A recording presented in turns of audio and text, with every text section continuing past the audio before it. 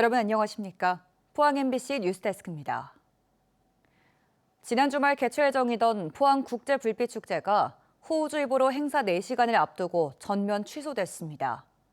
대선으로 한 차례 연기됐고 장마라는 변수가 있긴 했지만 연기가 아닌 전면 취소 결정으로 예산 24억 원이 불꽃 연기처럼 사라졌습니다. 상인과 관광객들은 아쉬움을 넘어 허탈감을 감추지 못하고 있습니다. 김기영 기자입니다. 포항 최대 축제 중 하나인 2025 포항국제불빛축제. 행사 하이라이트인 불꽃쇼와 드론 라이트쇼가 지난 21일 오후 5시경 취소가 결정됐습니다. 파장이 만만치 않습니다. 총 예산은 24억 원. 취소됐더라도 매몰 비용이라 돌려받지 못합니다. 누구보다 상인들의 피해가 큽니다. 해도동과 송도동 일대 횟집, 편의점, 음식점에서는 상품을 잔뜩 준비했는데 반품되지 않는 식재료 특성상 상인들이 손해를 떠안아야 합니다.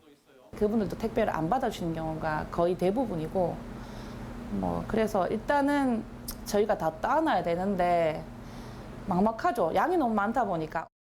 관광객들도 허탕을 쳤습니다. 평소보다 배나 비싼 숙박비를 날린 관광객들도 많았습니다. 숙박도 안 했죠. 오고 가고 차비에 밥 먹고 또 그 전에 저희들 기대감이나 모든 걸 돈만 쓰고 온 거예요. 정말 너무 기분이 나쁘더라고요. 국민의힘 포항 남구 시도 의원들은 포항시 행정 시스템의 실패라고 강도 높게 비판했습니다. 토요일 날 하지 못하는 메인 행사를 일요일 날이라도 할 수 있는 또 후속적인 플랜 B를 세우지 못한 것에 대한 아쉬움이 너무 크다. 시도 의원들은 피해 실태 조사와 대규모 행사 운영 매뉴얼 전면 개편을 촉구했습니다. 포항시는 지역 상권 회복과 관광객 숙박 할인 프로모션 등 후속 대책을 마련하기로 했습니다. 수요일에 저희들 V3 주제로 긴급 대책회의를 하게 되면은 그 구체적 방안이 이제 마련이 될 것이고 빠르게 지역 상인들에게 전파돼서 그 지역 경제가 회복될 수 있도록 조치하도록. 행정안전부로부터 안전관리 계획을 승인받기까지 일주일이 걸리기는 하지만 비 예보가 일찌감치 있었던 만큼 행사 연기 등 대비책을 세우지 못한 점은 아쉽습니다. MBC 뉴스 김기영입니다. 전국 최고 수준의 전기차 구매 보조금이 지급되는 울릉도로 위장 전입하는 방법으로 보조금을 부당하게 받은 50대 남성에게 법원이 벌금형을 선고했습니다. 대구지방법원 포항지원은 지방자치단체 보조금 관리에 관한 법률 위반 등의 혐의로 기소된 포항에 사는 50대 남성에게 벌금 500만 원을 선고했습니다. 이 남성은 지난 2022년 행정안전부 민원24 시스템을 통해 울릉군 울릉읍으로 위장 전입 신고를 한 뒤 전기차를 구입해 정부와 울릉군으로부터 2,500만 원의 전기차 구매 보조금을 받아 챙긴 혐의로 기소됐습니다. 조계종 제9교구 본사 동화사를 두고 불교계가 격한 갈등을 빚고 있습니다. 조계종 중앙종회는 동화사가 총림 구성의 근본 요건인 교육기관 운영을 포기했고 횡령과 배임 등 회계 처리가 투명하지 못하다고 보고 있습니다. 동화사는 이에 반발해 법원에 총림 해제 결의 가처분 신청까지 냈지만 받아들여지지 않았습니다. 이태우 기자입니다. 동화사 정상화를 위한 대중회의가 기자회견을 열었습니다. 동화사 정상화는 1994년 전국 승려대회에서 의결한 종단 개혁을 완성하는 의미가 있다고 주장했습니다. 당시 승려대회는 총무원장 3선 강행을 하려던 서의연 스님에게 반발에 비롯됐는데 바로 그가 2023년 동화사의 최고 어른인 방장으로 취임해 악영향을 끼쳐왔다는 겁니다. 이미 조계종은 지난 3월 26일 제233회 임시종회를 열어 여러 이유를 들어 동화사를 총림에서 해제했습니다. 중앙종회는 동화사가 총림을 유지하기 위한 교육 기능이 부족하고 방장도 권한을 과도하게 남용하고 돈 문제도 사법당국에 고발해야 할 만큼 횡령과 배임이 심각하다고 지적했습니다. 본사답게 또 이 지역에서 불교의 중심 센터로 포교와 전법과 또 복지와 이 모든 것들이 원활하게 돌아가기를 바라는 뜻에서 이 대중회의라는 것을 마련을 해서 동아사는 이에 반발해 서울중앙지방법원에 총림 해제 결의 효력 정지 가처분은 신청을 했지만 법원은 부적합하다며 6월 11일 모두 각하했습니다. 조계종 중앙종회는 이에 따라 동아사 조사 특별위원회를 구성했습니다. 동아사가 정법이 정한 사정 절차도 거치지 않고 법원에 소송을 제기한 것은 종단 질서를 훼손하는 회불회종 행위라고 규정했습니다. 동아사 정상화를 바라는 대중회의 또한 서 의원 방장과 관련자의 승적을 박탈하고 종단이 80 총림 해제를 결의한 내용을 수용해야 한다고 주장하고 있습니다. MBC 뉴스 이태호입니다. 불어난 강물에 휩쓸려 차량에 고립된 70대 운전자가 경찰에 의해 무사히 구조됐습니다. 포항 북부경찰서에 따르면 어제 오후 4시 16분쯤 포항 죽장면 가사천에서 승용차 한 대가 급류에 휩쓸려 보 아래로 추락했습니다. 신고를 받고 출동한 경찰은 한 명이 보 아래로 내려가 차문을 열고 다른 한 명은 순찰차에 있던 구명환과 줄을 이용해 이들을 끌어올려 운전자를 극적으로 구조했습니다. 최근 스토킹 범죄가 살인으로까지 이어지면서 엄중한 처벌을 요구하는 목소리가 커지고 있습니다. 안동에선 30대 남성이 여성들이 사는 집에 1시간 동안 3차례나 베란다를 타고 침입했지만 2차례나 구속영장이 기각됐습니다. 오늘 마지막 수단이었던 유치장 구금 신청마저 법원이 기각하면서 피해자들의 불안은 더 커지고 있습니다. 김서현 기자가 전합니다. 지난달 27일 새벽 1시쯤 안동시 5층짜리 아파트 복도 창문에 한 남성이 걸터앉습니다. 창문 밖으로 나와 한 손과 발을 창문 쪽에 지지한 채 잽싸게 외벽을 타더니 3층 집 베란다 창문 안으로 사라집니다. 가정용 CCTV 화면. 베란다 문이 열리고 남성이 신발 한 켤레를 손에 든 채 방 안으로 들어오는 모습이 포착됩니다. 서랍과 빨랫감을 뒤지고 옆방까지 오가더니 3분 만에 현관문을 통해 집을 빠져나갑니다.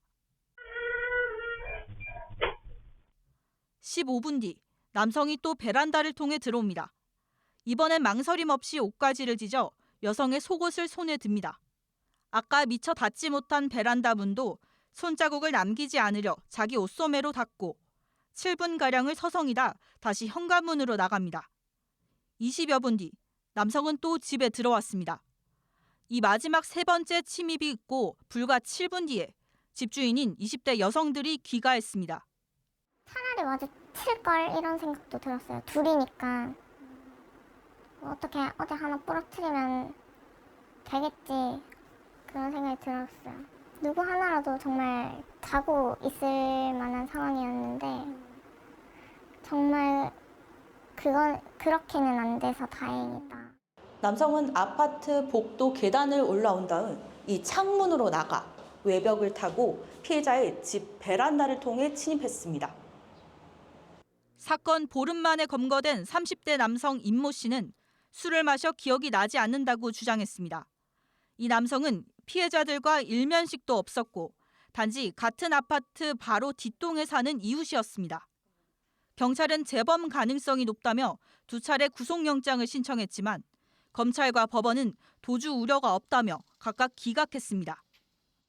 혐의 인정하십니까? 최대 한 달 동안 구금할 수 있는 스토킹 처벌법 잠정조치 4호 신청마저도 오늘 법원은 불허했습니다. 가해 남성이 피해자들이나 주거지 부근으로 접근하지 않겠다고 거듭 다짐하고 있는 점을 참작했다는 겁니다. 답이 없다. 진짜 누구 하나 진짜 죽어나가야 되나. 그래야지 제대로 된 벌을 받는 건가? 이 일뿐만 아니라 뭐 앞으로 살면서 또 일이 일어났을 그때는 법의 힘을 못 믿을 것 같아요. 몇 년 전 안동으로 취직해 함께 살던 피해자들은 이 일로 직장도 그만두고 안동을 떠나기로 했습니다. MBC 뉴스 김서연입니다. 오는 10월 경주에서 열리는 에이펙 정상회의 활동에서 활동할 자원봉사자 250명을 모집합니다. 모집 대상은 만 19세 이상의 대한민국 국민이고 영어 소통 능력이 우수하고 국제행사 참여 경험이 있는 사람을 우선 선발합니다.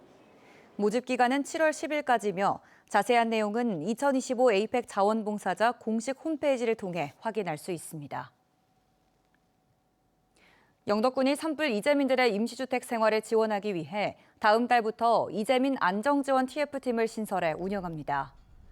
TF팀은 앞으로 2년간 이재민들이 거주하는 임시주택 유지 보수와 행정 지원, 철거나 복귀 지원 등의 업무를 전담하게 됩니다.